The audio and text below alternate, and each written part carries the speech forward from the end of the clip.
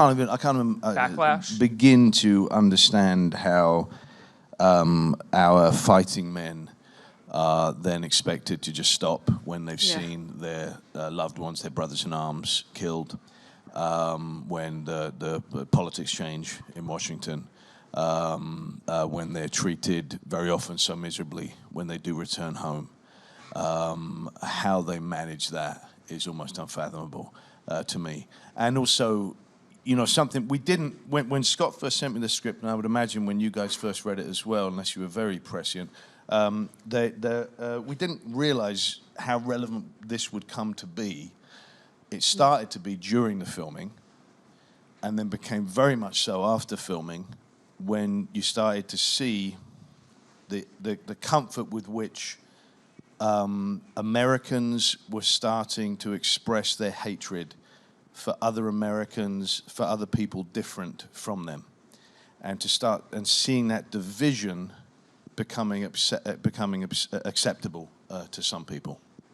So what was that? What's that like? Sort of doing a press tour for the film now, as it's come out, and we're in the even further in the midst of that. I mean, I think it's a wonderful opportunity in the hope that, this is not only just a bloody gripping tale, and one that, you know, I became obsessed with and just love to watch, but one that is incredibly thought-provoking, and does show we've been here before. Division is not the way to go. Hatred of the other is not the way to go. America is built on inclusion. I'm English, as you can hear it, but, you know, this is my adopted country. I love it to bits, and clearly the direction that we're going in right now is a very, very troubling one, but hopefully good. You know, will come out of it.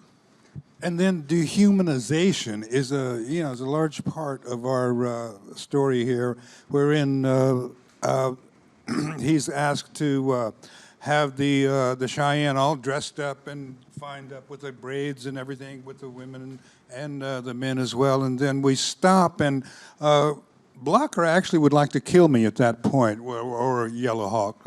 I think Christian might want to kill me at times too, but we'll go past that.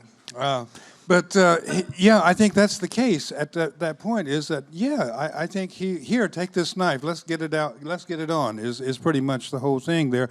And he could stop the whole story at that point in time, which is, I think, what Blocker has in mind to do at that. But no. I think a dying man, a man who has been in prison for 7 years, and knows that the Grim Reaper is coming in any case at any given time, I don't think I'm going to speed things along here or take the chance of speeding things along here. And I really don't feel healthy enough to fight this man at this point in time. Is why Yellow Hawk is thinking, right? But like I say, the point that he makes at that juncture is that, all right, let's dehumanize them, take them, make them, the women take off their braids and which is a great insult to the Cheyenne. Let's criminalize and dehumanize them again here as we travel on here, because that's just the way that that he sees us. And as a person of color, I think I've lived with this the larger part of my life, and the unfortunate thing now is since November, things have sort of turned back to where all of that is much more acceptable, much more like, say, when I was a young man. But over the years, it seemed like we really made some strides in society to at least hide that part of our personality, our societal personality. But on the other hand, things have opened up to the point that, hey, let's express these things that we can feel. At least parts of society can do that, and we've made that possible somehow. It's a film where, in its heart, it's really about time spent with the other is much better than time spent without. It builds empathy. At a certain point, we see all the things that you talked about, that he has a family and these other things. It makes Blocker much more empathetic at a certain point towards him, without giving anything away. Yeah, I think though that Blocker has he's a incredibly complex man, incredibly deep man. He has an awful lot of self-loathing and guilt. He's not going to stop what he's doing. He's a dutiful soldier. And also the hatred has become real, as I described, because his friends have been killed. But that's mixed in with a great deal of guilt, which I don't imagine Yellowhawk would have at all, because he is defending his way of life. He's defending his family and his community, whereas I'm attacking.